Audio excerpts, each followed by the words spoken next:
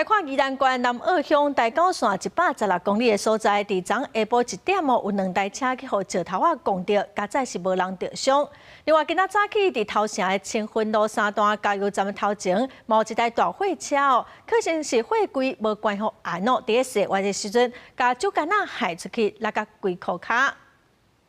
白色车已经滑毛落去，后壁金色的车轮胎破去。这2台车毋是发生烧弄的事故，是经过宜兰南澳乡大九线116公里的时，互路石夹着，好在在车顶无人伤亡，只是惊到而已。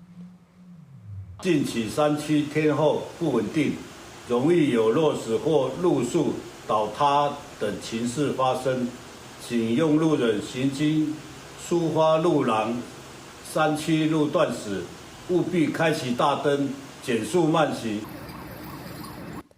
镜头来到头城镇清芬路3段，一座加油站的头前，酒馆啊刷甲规涂骹影响通行。警方协报了后，赶去现场管制。惹事的姓林家属表示，车顶载大约有900箱的酒馆啊，拍算为新北要去宜兰酒厂，煞无细日发生意外。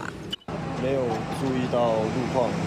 比较对用户人比较不好意思啊。 根据监视器画面，拖车亲像因为货柜无关好势造成洗弯的时，货物散落，警方通报相关单位协助清理。行至上述地点时，疑因货柜未确实关闭，导致过弯时货物散落，警方在场实施管制，并通报相关单位协助清理。 警方表示，以道路交通管理处罚条例规定，载货车辆要确实固定货物，佮将货柜甲货头关好势。若有货物落落来，还是渗漏的代志，会当处3000块以上18000块以下罚款，佮责令改正，还是禁止通行。公司新闻采访报道。